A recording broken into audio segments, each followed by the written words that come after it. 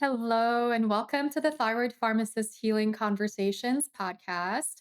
I'm your host, Dr. Izabella Wentz, and today we're going to be talking about thriving after thyroid cancer. I have Carly Shakeman, who's going to be joining us today. I'm going to give you a little bit of background about Carly. Carly Brown is a wellness focused entrepreneur, juice enthusiast, wife, and mother on a mission to contribute to a happier, healthier world. She's grateful to run two different wellness focused businesses. Inspired by her experience healing thyroid cancer with integrative health practices, Carly launched Alchemy Juice, a local juice delivery company in Austin, Texas, and an 8-week detox course, The Daily Detox, on her website carlybrownwellness.com. She's also passionate about teaching others how to build online businesses. That sounds very interesting. She loves spending time cooking in her kitchen, exploring with her husband and two sons, cruise and cash, and traveling to beautiful places off the beaten path. Welcome, Carly. It's so great to have you here with us. Thank you. Thank you so much for having me. I know we were chatting for a few minutes before we started, but I wanted to wait till we were live to say this that I had found your website early on in my healing journey, and it was such a blessing to me to hear from someone who had this more functional approach to the thyroid. And it gave me different perspectives and ways of looking at things years ago when I first started on this journey. So I wanted to personally say thank you for that. And it's really fun to be connected in this way now. Thank you so much for the kind words. I really, really appreciate that. It's amazing when you share about your healing journey. You never really know who it's going to reach and how it's going to impact everybody, but I'm a big proponent of, if we've healed something, let's share it even if our story is not perfect, right? There's always something that we can help others with. Maybe we're just a few steps further along on our own healing journeys. And so I really appreciate you being here and really talking about your healing journey and what you've gone through with thyroid cancer. I feel like there is, you hear the word cancer and it just gets to be a very, very scary thing. And you were actually diagnosed with thyroid cancer shortly after you became a new mom. I know many of our listeners having hypothyroidism, Hashimoto's, they're at greater risk for having thyroid cancer. And some of them are listening. They might have thyroid cancer right now or be post thyroidectomy themselves. So I'd love for you to take us back to that time, perhaps share about how you found out about your diagnosis um, and what led you to that. Yeah, my heart is like so tender hearing you share that there are people like currently navigating that right now, and just because I remember those initial feelings, and so I just hope that I'm a voice for looking at things through another lens and taking a hold of your health and knowing that you will be okay and you will make it through all of this. That's why I share my story. So let me just share a little bit about how it started. So I've been into holistic health and holistic healing for a long time. My mom was like gluten free and in the 80s, and she used to get raw milk delivered to our home when I was in high school, and maybe I was a little younger than high school. And she always tells me the story where she was telling me the benefits of raw milk, and I was like, I just and she's talking about hormones and pesticides and all this that's in conventional milk. And I was like, I don't care. I just want the hormone filled milk like everybody else is having, mom. And she loves to tell that story because obviously I've changed my entire life to be about wellness and healing. So I grew up in this environment somewhat of wellness. Became a holistic health coach in my early 20s and was living this lifestyle of eating well and exercising. I was a yoga teacher, taking care of myself. And when my husband and I loved to travel, we were avid travelers. So after the birth of our first son, Cruz, we decided we were going to keep traveling and move down to Mexico. So we were living in Mexico. I was 4 months postpartum. And it's hard because, I was postpartum. I was still carrying extra weight and losing some hair and fatigue and all these very normal postpartum symptoms. But I was like, I'm not recovering in the way that I felt like I would intuitively, let's say. So a friend of mine sent me to a massage therapist who's like a therapeutic massage therapist. And at the end of the massage, she said, just so you know, you have a lump on your neck. You might want to get that checked. And I was like, it's nothing. I'm 4 months postpartum. It's just, I'm sure it's something hormonal. Like, I wasn't nervous. I was just like, oh, there's a lump on my neck. Interesting. It'll go away. Um, and once I saw it and I actually became aware of it, which is so interesting because once I saw it, I couldn't unsee it. I'm like, how did I not see it? It was right here, a lump on my neck. I actually began to watch it grow. And so I went down to the hospital in Playa del Carmen, Mexico, and I met with a doctor there. And they didn't speak enough English to convey what was going on, and I didn't speak enough Spanish to understand. But I knew that they wanted to get me into a biopsy. Again, there's still real no red flags for me. I'm like, you know what? It's fine. It's I don't know, I just never had that idea of could it be cancer or could it be something serious? Over the next 4 months of living in Playa del Carmen, Mexico, I continued to watch it grow and I continued to not feel well. And we moved back home to Austin, Texas. I went to get an ultrasound, and that was when I got it back. And it was, if anyone's ever gotten an ultrasound, it's lit up red. It could be all of these variety of things. Um, I went to a That's when I began to take it seriously at that point. When I was like, okay, something is going on here. I went to a thyroid specialist in Austin, and they're able to provide their own ultrasound, which is much more precise than like a generic ultrasound place. And within a few moments of looking at it, she says, this looks like thyroid cancer. It looks like it's spread to your lymph nodes. I do need to take a biopsy because that's the only way that I'm going to be able to know exactly what's going on. So I agreed to the biopsy. And it's interesting because there was that sinking feeling of fear, but I guess I'm an overly optimistic person where I was like, okay, I'll wait for the biopsy. Like, there was like, I was taking it more seriously. There was that feeling of fear and overwhelm, but I was like, there's still a chance. There's still a chance. It's nothing. But I got that phone call November 9th, 2019. It was 9 a.m. My son Cruz was eating oatmeal. He was 8 months old at the time, having breakfast. And she called and said, I'm sorry, it's cancer. It's metastatic thyroid cancer. It's in your lymph nodes.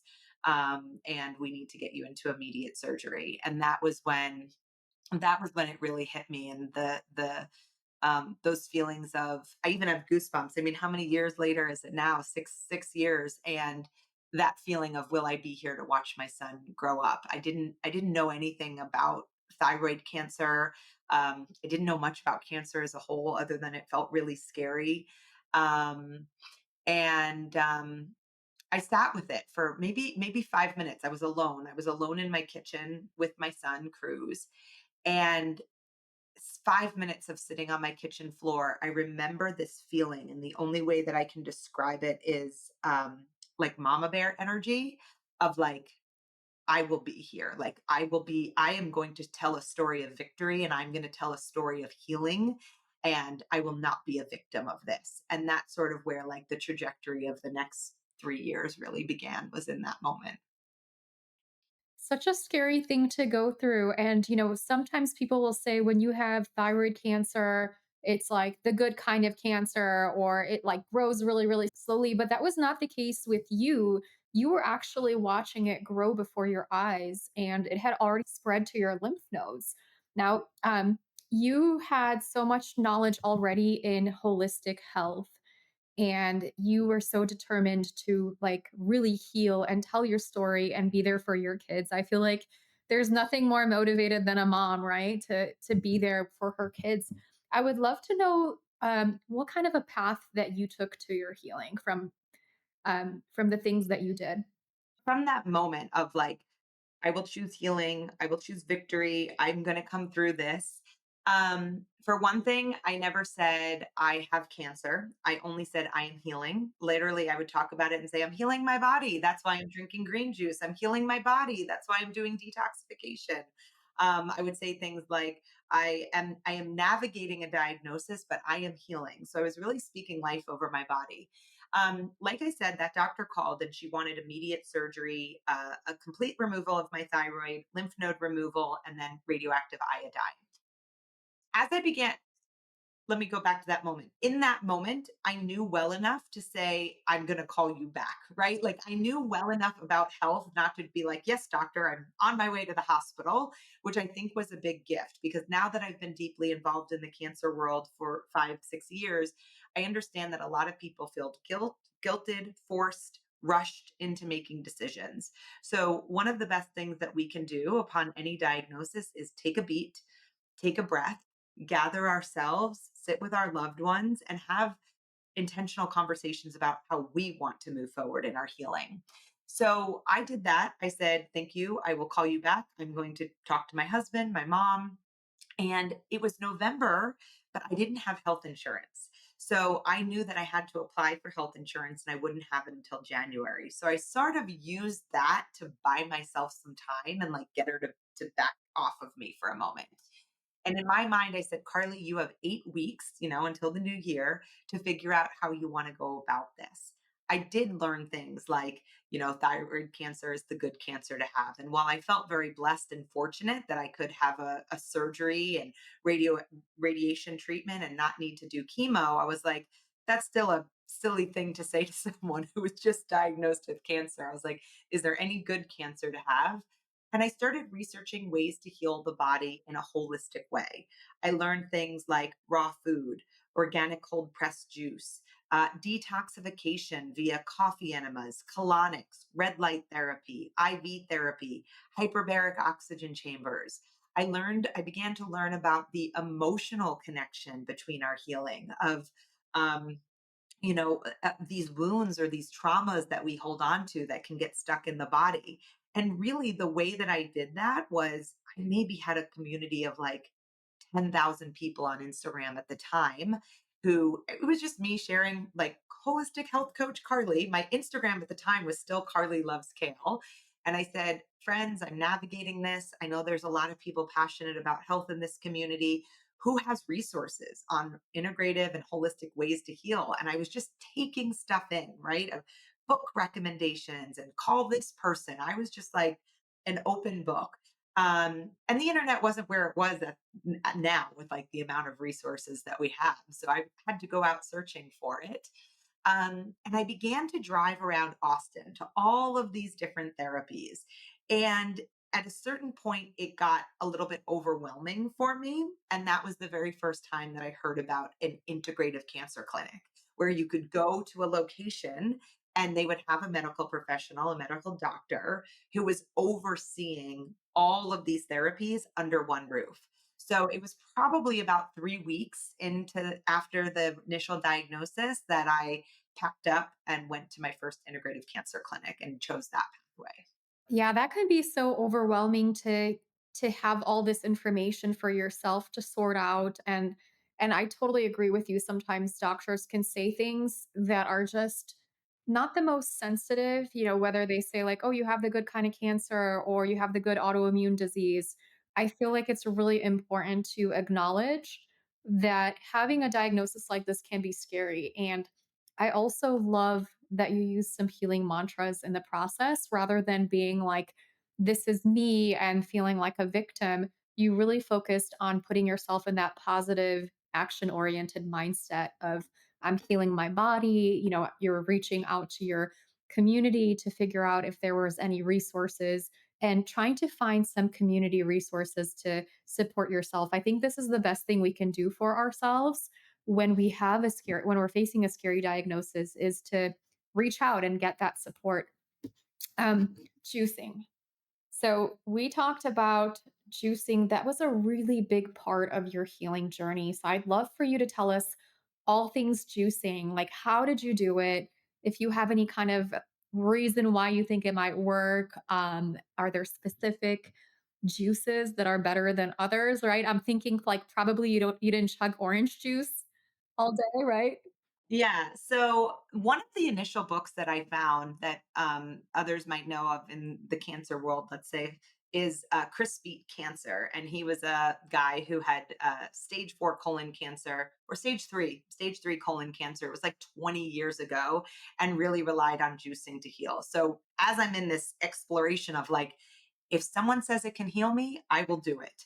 I really took to juicing. And I was juicing 64 ounces of raw organic cold pressed juice every single day. So a half a gallon of juice every single day. And the idea was twofold. One, put as little stress on the digestive system as possible so that my energy could be spent on healing and cellular regeneration and detoxification, because heavier foods, processed foods, animal foods, they take a lot of energy for our bodies to digest. So by juicing, I was keeping the digestive and the energy needed for digestion really low. And two, flood my body with as many life-giving nutrients as possible. Phytonutrients, plant enzymes, micronutrients. Like, how can I literally imagine my food is like an IV of nutrition to my body? And so at that point, my main diet for about a year was really this 64 ounces of cold pressed juice and two really big raw salads with like broccoli sprouts and hemp seeds and um, just lots of deep, rich fruit, vegetables, not even fruit. I wasn't doing fruit in my salads. And then my juice that I focused on was it had ginger, garlic, turmeric. We actually have this recipe at my juice shop, Alchemy Organics. Now it's called Immune Boost. It's ginger, garlic, turmeric. It's beets, cucumbers, celery, carrots. The only fruit in it was green apple, which is the lowest sugar fruit that we can add to juice. And I would just have this gallon of it and I would sip on it all day. And the interesting thing about just like the side note of how alchemy came to be was my healing journey was expensive. I was doing all of these things outside of the medical model, outside of, being able to have insurance cover things. And I thought, how am I going to continue to fund all of this? And I think that's something that a lot of us navigate when we're doing these alternative journeys of like, I didn't have that money sitting in my bank account. Ross, my husband and I were entrepreneurs, probably making like 2 to 3 grand a month, like just getting by, paying the mortgage, buying groceries. Um, and so there were a couple days I couldn't get to juicing, and I looked around town and I couldn't find organic juice in glass bottles. All of the juice I was finding was in plastic. So now we have microplastics leaching in. They were full of fruits, super sugary fruits, not a lot of vegetables. And so we were making what we called therapeutic juice, like really healing for the body. And I thought, why don't we just start making juice for people? And that was really how it came about, was to get this product into people's hands, but also to keep funding my journey. That was the original reason the business started. So juicing, I still juice today. I do eat animal protein now. It's a different, I'm in a different phase now, but I still include juices in my daily routine. Thank you so much for sharing that. Do you have any kind of juicers that you like using? I know that there's controversies on like cold pressed versus, using different types of juicers out there. Do you have thoughts on that? The least expensive juicers are centrifugal juicers. So they spin really fast. So it's really, really quick to make juice. But what they do is they heat up the juice and you end up killing off some of the enzymes. And the enzymes are what's so beneficial in a raw juice. Any of the juice that you find on a grocery store shelf, it's called HPP, high pressure pasteurization, which means they pasteurized it so it can sit on the shelf for long periods of time. Anything that's on the grocery store shelf that's not raw, meaning it won't expire within 5 days, is essentially glorified Mott's apple juice. Like, it's not doing much for us because it's lost the live component, the living component. I personally like masticating juices, which means it like kind of like chews the fruits and vegetables, and or cold pressed. So we use a variety of juicers within my business. One of them is a commercial cold pressed juice called Good Nature. And at home, I really like the Nama juicer. So, and if I can give you a code to hand out to people if you don't have one, but the Nama juicers, yeah, it's Carly 10. It's 10% off the Nama juicer. And I love that juicer. And that's a really beautiful at home juicer that's going to give you really high quality. So, it is important. It's like if you're going to spend the time to juice, you want to make sure that you're using a powerful extraction process you're using organic produce. Why? Because in juicing, we remove the fiber to concentrate the nutrients. And when we concentrate the nutrients, if we're not also using organic produce, what else are we concentrating? The herbicides, the pesticides, and everything that's sprayed on there. So, um, organic produce, make sure you wash it well, use an extraction process like cold pressed or masticating, and go live your vibrant, happy juicing life. That sounds so delicious. I use juicing as part of my healing journey with Hashimoto's as well. Um, and I did use a masticating juicer, and yeah, it can get quite expensive when you have all of these organic vegetables and they take up so much space in your fridge. So I really appreciate you starting a company where I can now go and get some juice for myself because it can be a lot of work to create juice, but it's so worth it. And it just really, I feel like it floods your cells with so much healing. Absolutely. And that was the idea behind it was how do we make juice that's of the same quality that you would make in your own home? And I have a lot of customers who say, I travel the world, I've tried juice everywhere, nothing tastes like this. And all we're doing is properly washing it, using organic produce, putting it in glass, and using the proper extraction method. So when you do that, you will be left with a beautiful product at the end. I love that, and thank you so much for sharing the juicer. I have a masticating juicer that I really like as well, so I can share that in the show notes, and sometimes it's tricky, the cleanup process can be a little bit tricky too, so Which juicer do you have? gosh, I'm trying to remember, it's like one of these long ones. Yes. Is it the Try Best? You think yes, yeah. That's a very good juicer too. It's just a little bit more annoying to clean, but that was the one I started with. Great juicer. It's like this long. Yeah. Yeah, it's a good one. Yeah, I'm gonna try yours though because I'm looking for something that's a little bit less maintenance. Yeah, I would say that's the biggest benefit that I like the Nama for is how quick the cleanup is. Yeah. That sometimes it's just those little things that make a really, really big difference in whether we're gonna implement a healing habit into our lives or not, right? It's so true. So, in addition to juicing, you also investigated some of the root causes that were contributing to you developing cancer. Can you talk through some of those? The thought that I had in my mind was because I was into the wellness space, I knew that there was a over 50% recurrence rate for a lot of different cancers.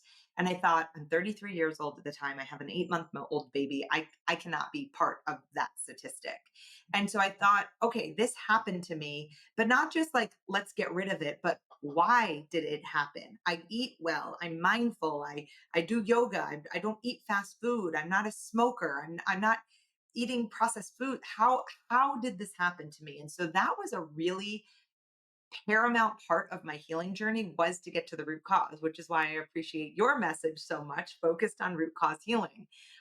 Thank you for being that type of practitioner in the world because I needed people like you, and the world needs people like you. So thank you.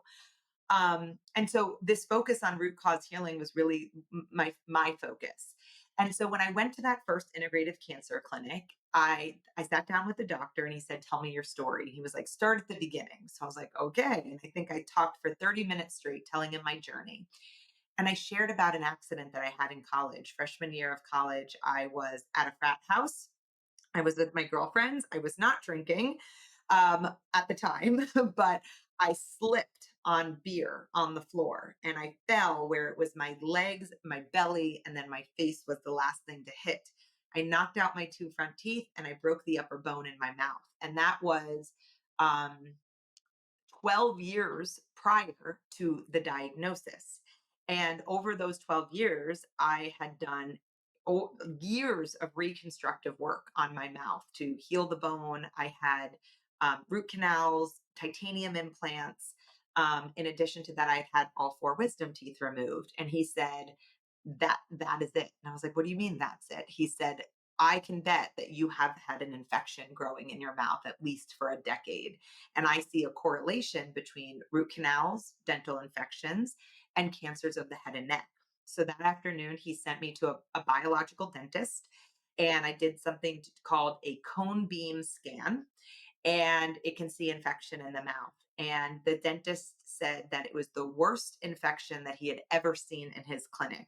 And he actually told me, "You're lucky that it was cancer because the bones of your mouth could have disintegrated with if we hadn't found this because of how bad the infection was." It was in all of the upper bone of my mouth. I had infection where all four wisdom teeth had been removed. And people are like, the number one thing is like, well, did you have symptoms? Like, did you know? In hindsight, when I look at past photos of myself, I can see some like swelling of the gums, but that was it. There wasn't pain.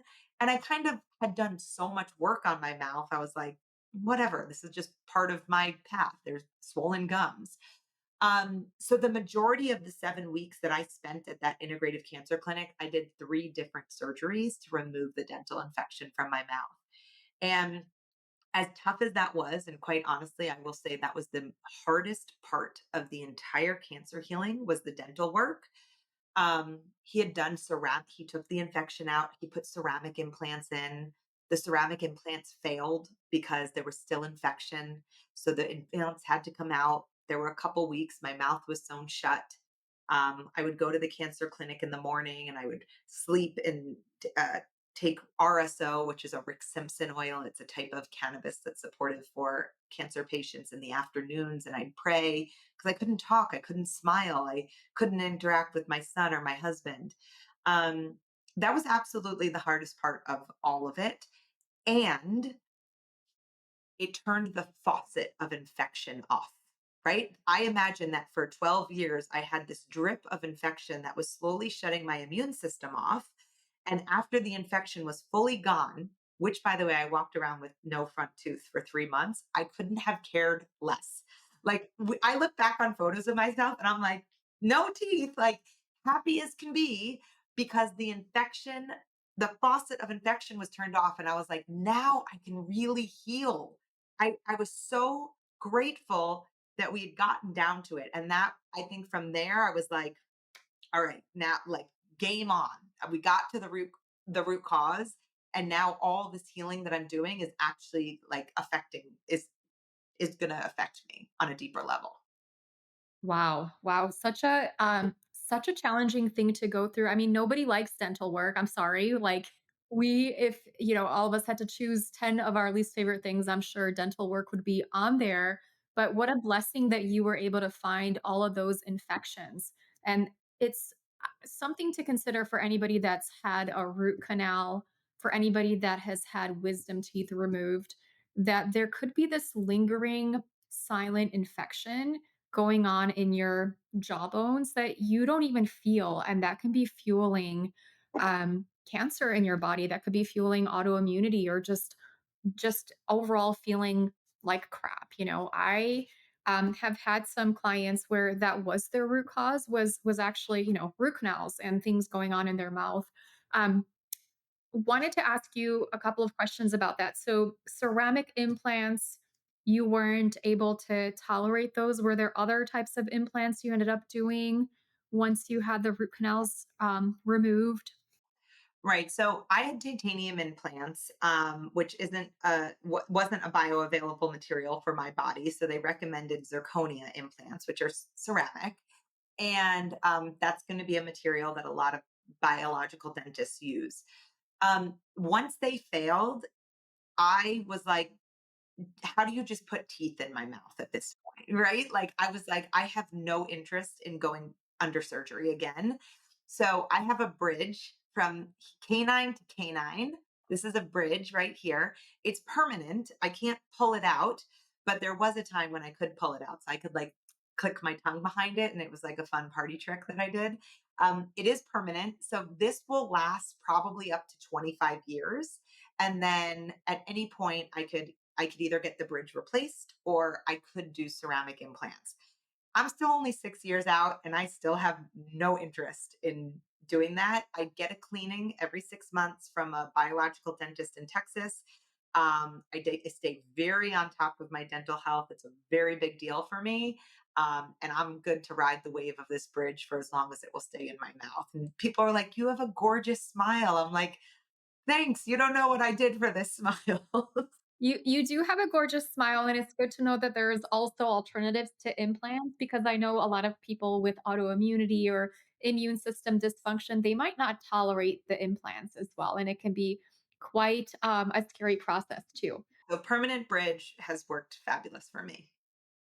Yeah, and it looks gorgeous. And of course, I wanted to go back to what happened once you had the infections cleared. What happened to the tumors, and what happened to your symptoms? Did you start seeing a transformation in those? So over about 18 months of healing. So remember I told you I had until January and then I was going to call I told the surgeon I'd come back and essentially I told her I'm doing integrative healing. Don't tell your doctor that. They don't want to know that. But I said I'm doing integrative healing and I'm juicing and detoxing and she essentially said um you can't be my patient anymore because if you come back in 10 years in hospice and this didn't go the way you want and I didn't do surgery on you, I could lose my license. So the bridge was broken there with her and I was sort of free floating on my own. Um, and over the 18 months from that November, 18 months later, I had an 80% reduction in the amount of cancer in my body. The tumor on my neck shrunk. You could hardly see it. It was almost flat on my neck. And I ended up going to a clinic in Mexico called Hope for Cancer that I now call my healing home. It was very similar to that first clinic that I went to in Florida, but I didn't resonate with the doctor there and I didn't see him as my long-term partner on this healing journey.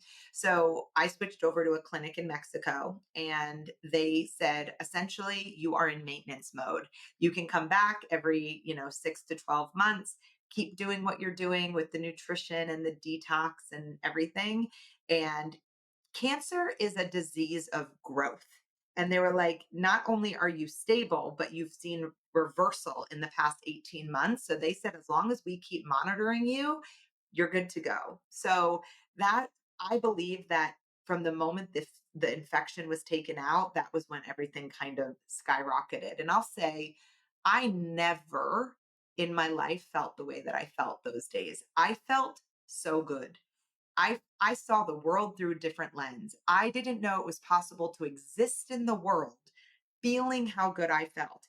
And I think it was a wild paradigm shift for myself and others who are watching my journey on social media to say, this girl is navigating cancer, the worst and hardest thing we see happen to people, yet she's getting healthier, she's becoming more optimistic, she's losing weight, she's becoming more energized. Like I, I just kept getting healthier because of what I was doing to focus on my health. So, yes, we definitely saw progression of the cancer, and I have tests and scans that show that. That's incredible that you were able to shrink your tumor by 80%. And then was it no longer in your lymph nodes as well? It wasn't active in it was an 80% reduction of lymph node activity and then shrinking of the tumor. So, it was just not it had progressed in the lymph nodes and it was not it had progressed and it was no longer growing. I think it was still somewhat present. There was present there, but there wasn't activity to it. So then, as part of your healing, a big part was that the juicing and the root canals. There was also a emotional healing component. Is that true? Yeah, absolutely. When I got down to Hope for Cancer, they had a therapist that you work with who actually brings you through a process of what was going on for what was your mother's life like? What was life like for her when you were in the womb? What was her parents' life like and her when she was in the womb? And you kind of go back about 3 generations and look at your lineage and see where did something happen that I either haven't been willing to look at or I wasn't aware of? I had exactly 1 year before my diagnosis, my dad had suddenly passed away eating dinner at the kitchen table and had an aneurysm. And within 7 minutes, he had passed on. So there were wounds like that I'm like, I'm strong, I'm resilient, I can handle this. And when I really said, Carly, your health is on the line, your future is on the line, it is time to take a good hard look at these things. I really gave myself the spaciousness to be with that pain and be with that suffering. And a big message of mine is like, don't wait for a diagnosis. Don't wait for a diagnosis to greet these things in your lives, because what's repressed will be expressed later on in different ways, and so I really got to sit with a lot of things and I had a great childhood too, right? I didn't have anything big, but it's like these little micro traumas of losing someone, or hurt or pain or suffering when you're a child, or even something silly that can happen on a playground when you're 6 years old, but you never stop to like sit with yourself in a sweet way. The Body Keeps the Score is a great book. And Dr. Tony's book, A Hope for Cancer, it's his book.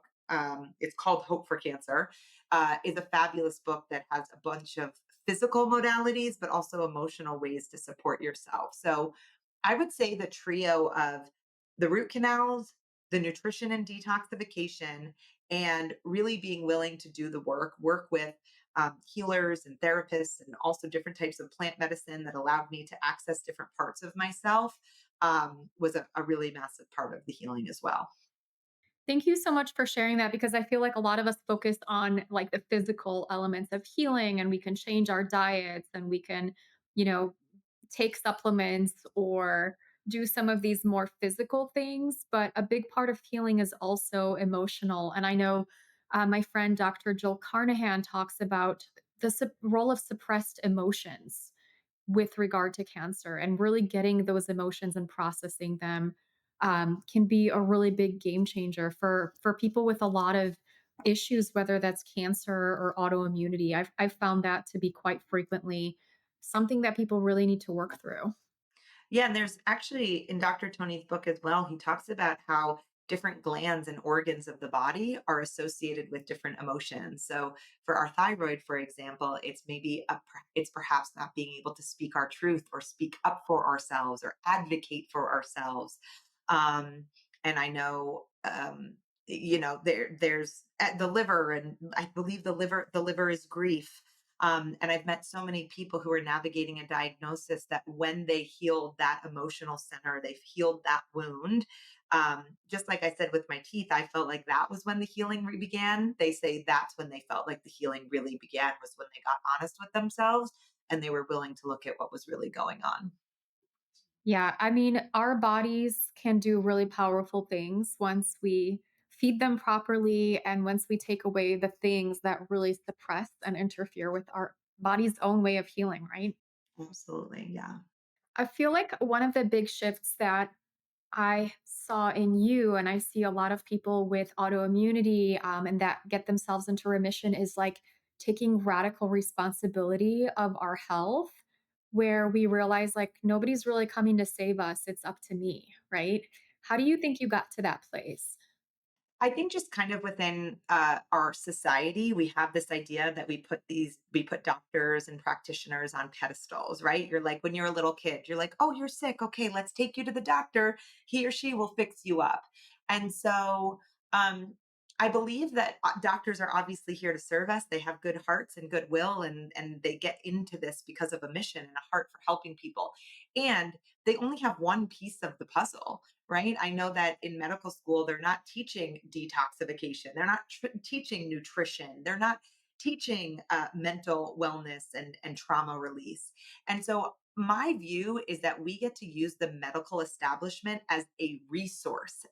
We get to use it for testing and information. And how blessed and grateful are we that we have people who can support us in that way, so we can do scans and blood work and have the intel, but they are a team member. They are not the boss. And I think for so many of us, we just say, okay, tell me what to do because we're scared. But the most beautiful thing that we can do is to use them as a referral. And thank you so much for that information. I'm going to go back. I'm going to talk to my team. I'm going to get variety of opinions. I'm a huge advocate of getting 3, 4 opinions, you know, and really building your medical team. And I think part of it came from being blessed with a mom who did think about things differently early on in my life, and also just running into it myself. Because here's the thing, when I was first diagnosed, that doctor said, you need immediate surgery, radiation, and lymph node removal. Had I done that, I wouldn't have gone on the journey of finding my dental infections, of healing the traumas, of healing cellularly, doing the detoxification. And who knows where I would be now if that infection was still sitting in my mouth. Now, part of my story is I had the 80% reduction in cancer, but then I got pregnant with my second son. And while I was pregnant with my second son, there was some progression of the cancer. And I knew that was a possibility. So there was some progression of the cancer. So when my son Cash, my second son, when he was 4 months old, I decided to have surgery. I decided to have surgery. I had a complete thyroidectomy and I had some lymph node removal. And I decided to go into the conventional system they wanted me to go into. But I went in on my own terms. I went in on my own trajectory. I called that doctor and said, listen, I'm ready. Book me in. Now is the time. My immune system was stronger. My entire life had changed. I removed the dental infection. I have a video of me on Instagram where I'm in the gown and I'm dancing to Mariah Carey before I go in because I went in empowered.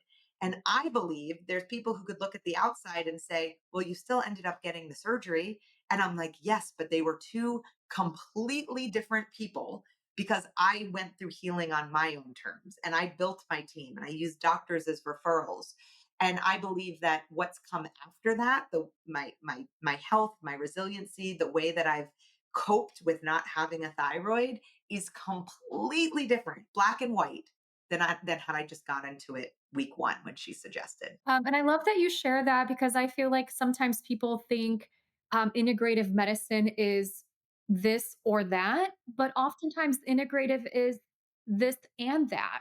So there's a lot of things you did naturally to support your body to made you more resilient so that you could recover from the thyroidectomy better and have like all of this healing because I'm sure the root canal infection would have showed up somewhere else in your body. Perhaps it was the thyroid gland that it was initially attacking, but eventually it would show up somewhere else. So I feel like that's such an important thing to share is like you can do different things. You don't have to be caught up in a dogma of like, I can only do the natural things or I could only follow my conventional medical advice. You can absolutely choose the best plan for yourself to help yourself thrive. Yeah, absolutely. And I was no longer a candidate for radioactive iodine. So I didn't have the radiation treatment. I had surgery and that was it. I've been 100% cancer free ever since then. And I believe with 100% certainty, it was because of all of the work that I did leading up. And I love what you shared because I can also share that that's a paradigm that's out there. Is either you have to go all conventional and do every single thing your doctor says, and they say, eat ice cream, drink wine, live your best life, have fun, or you're all the way on the holistic side and you're shamed or guilted if you decide to do anything else. And I believe you get to be in charge of your healing. We get a diagnosis, you take a breath, you take a beat, you use other people as references and resources, and you get to bring the best of both worlds together so that you thrive in this environment. And personally, within the cancer world, I like to think of it as a sandwich. I always, people ask my opinion. I'm like, you do what you want to do. But if you're asking me, I'd say root cause healing, nutrition, diet, detox, emotional healing. If you decide to do conventional therapies, you do your conventional therapies, and then you sandwich it on the other side with the healing and the recovery of detoxification, nutrition, mindset, all of that. Thank you so much for sharing that. Now, so you are post thyroidectomy, and so you are taking thyroid hormone, and that's an important consideration for anybody that has a thyroidectomy, of course. Can you can you give us some best practices for perhaps from your own healing journey that you found in replacing your thyroid hormone and how you were able to heal after thyroidectomy?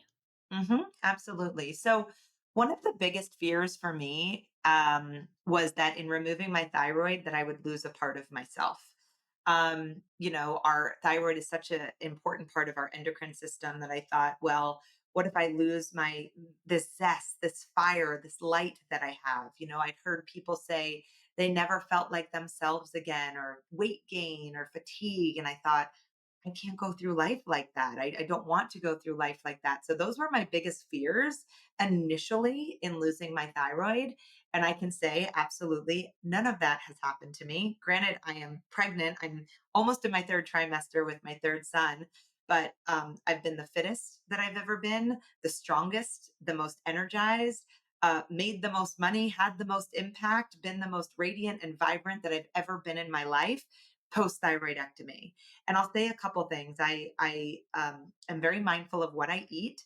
So I eat a higher protein diet, lots of healthy fats, fruits and vegetables, a gluten free diet. I drink molecular hydrogen water, which is a powerful anti inflammatory. So I'm very mindful of what I eat. I'm very mindful of how I move. I'm going to be 40 in June, so I'm aware of putting muscle on. So I do CrossFit 3 to 4 times a week, as opposed in my 20s where it was just like yoga and walking. I am mindful of muscle composition.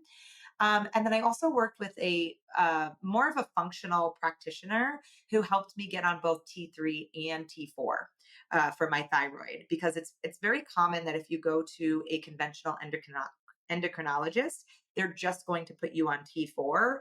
And from my research and reading your website, I learned that there's the value of the T3 T4 connection. So I'm on both of those as well. Yeah, thank you so much for sharing that. It's wonderful to see you thriving. It's wonderful to see, you're glowing, you're pregnant, you're living your best life. And part of it is how you show up for yourself and how you took care of yourself. And, you've certainly done your research. So we do know that oftentimes people who do have thyroidectomies, they do require T4 and oftentimes T3 just because their own thyroid gland isn't able to produce their own hormones. Some people also benefit from carnitine if they still struggle with thyroid fatigue. I've seen that, some interesting research around that. I would love for you to tell us a bit more about molecular hydrogen water. So essentially, as you hear, I changed so many things about my life, the way I eat, the way I move, the way I think. And it was probably like a year and a half into my healing journey. And I was at Hope for Cancer because I go and do these like detox boot camps, essentially once or twice a year. Even being cancer free, I go back for a week at a time and just get a cellular upgrade. And they had these water stations around the clinic. And I thought, what kind of water are they giving their patients? They're so intentional about everything they do, but I never questioned the water that they were giving their patients. Oh, look, it's my T3 alarm going off. um, and at that point, I was drinking filtered water. Obviously, I knew the value of removing the contaminants and the fluoride from our water. And I learned that they give their patients ionized molecular hydrogen water. I'd also read about it in Dr. Tony's book. Um, and I just began to research it. I was like, molecular hydrogen water. Molecular hydrogen is a gas. It's the most potent antioxidant and anti inflammatory on the planet. So the idea is that filtration is step one, removing the contaminants, the estrogens, the fluoride, arsenic, lead, birth control pills. All of that is found in our public water system. So removing that, and then it goes through an ionizer, which then the byproduct is molecular hydrogen. So that's the water that I drink all day, every day. And I got really excited about sharing it with other people because there were some people that I'd never get to do a coffee enema or maybe never get to drink green juice. But I was like, if I can meet people where they are with water and they start feeling better, that's like a little crack in the door for them to make other changes in their life. Yeah, that's a great stepping stone because I know there are some holistic things that are a bit more intimidating than others, right? Especially for some of us just like new to our healing journeys. Some of these things can be quite intimidating. Um, so today you are absolutely thriving. It's so great to see you doing that and being an inspiration for others. I'm going to share, I'm going to put you on the spot and ask you a couple of rapid fire questions. Um, Before we do that, I thought you might share a little bit with our listeners where they could find more of your information, where they can connect with you if they're wanting to learn more about you and your work. For sure. My Instagram is Carly Loves Kale. That's probably the most robust place to find resources. I have hundreds of highlights, my healing journey, detox, all of that. And carlybrownwellness.com is my website that has offerings, detox programs, retreats that I do, can all be found there. Thank you so much for sharing with us. Okay. So if you had a wellness hack, if you were given a list of wellness hacks, is there one that you would never participate in where you're just like, that's a hard pass for me? No, I would do any there's really not. I'm down for the ride. If it contributes to my longevity and well-being, I'm pretty much open to it. So you will try anything at least once, right? For sure, yes. I think I might have, but I'm always open to learn more. And that's a great attitude to have. Sometimes that can be very helpful on your healing journey. I know sometimes people get caught in dogmas where they're like, I will never change my diet, or I will never take supplements, or I will never take medications. And that can be quite dangerous, where you might really miss out on something you can benefit from. What about if the supplement police came to your house and said that they were going to confiscate all of your supplements, but you were allowed to keep one? Would there be a supplement you would keep? It's a toss up between vitamin D and magnesium. Magnesium, like that's my every night taking my magnesium, nervous system, deep rest, supports bowel movements. And then vitamin D is just so important for overall health and vitality. So omega 3s would be third, but if I only had to choose two, vitamin D and magnesium. I really love you sharing that. Are there any health myths that drive you nuts? That there's only one way to eat. There's only one right way to eat, and this is the way, and this is the way that's going to heal you. I'm a really big proponent of honoring the season that you're in, and also honoring the goals that you have. There was a time in my life where a raw vegan diet was the most nourishing, beautiful thing that I could have ever done. And there's been a time in my life where I've had more of a carnivore diet. And so I'm just not really a big fan of stigmas around what we eat, but honoring where we are, what our goals are, and what we need at that moment in time, our age, our gender, our goals, instead of putting black and white, good or bad on diets. I so appreciate you sharing that because I feel like more people need to hear that message. And even where we're living can really absolutely influence the type of diet that we need to be on. So, for example, if we're living somewhere like Mexico, somewhere warm, oftentimes we're going to feel better with more, vegetables and more plant-based. And sometimes if we're living in like very wintry regions, we might do better with more carnivore like. And then whatever is going on in our bodies, if we have oxalate issues, we're going to feel better on a carnivore diet. If we have issues with, low stomach acid, we're going to feel better on a vegan diet. And there's just so many different healing protocols. And nutrition can be so valuable when used at the right time. That I really, really appreciate you saying that. And I hope more people become aware of that. Absolutely. And as far as any kind of final words of encouragement for people who are maybe on this scary journey, whether they're faced with thyroid cancer, autoimmunity, or a thyroidectomy, do you have any thoughts for them on how to stay positive? My thoughts and my offering for you is that you will feel good again. You can feel good again. This isn't the end all be all. I know for me, like I remember when you're sick, right? You have a fever, you have a stomach bug, and you're like, "This is it. I'm gonna be sick forever." Like I can't even imagine the time where I'm running and playing and working out again. And this is a season, and there are so many tools and resources out there to support your healing. It's just up to you to stay the course. Don't give up. Hold the vision of you well, of you vibrant, of you feeling your very best, and just know that the healing tools are available to you. Don't give up on your healing. There is a world where you are radiant and vibrant and well, and it's waiting for you. So just keep going on your journey. Thank you so much for sharing that with us. And thank you so much for sharing your healing journey. I know that it's inspired so many people to take charge of their own health, and you're doing amazing work in the world. Really appreciate you taking the time to be here. Yes, it's a joy and honor. Thank you so much for the resources that you provide that you don't even know have supported me on my journey. I'm deeply, deeply grateful for how you show up in the world, who you are. And thank you for having me on today. Oh, thank you so much for the kind words. And everybody at home listening, I hope this conversation can be helpful on your healing journey. Until next time.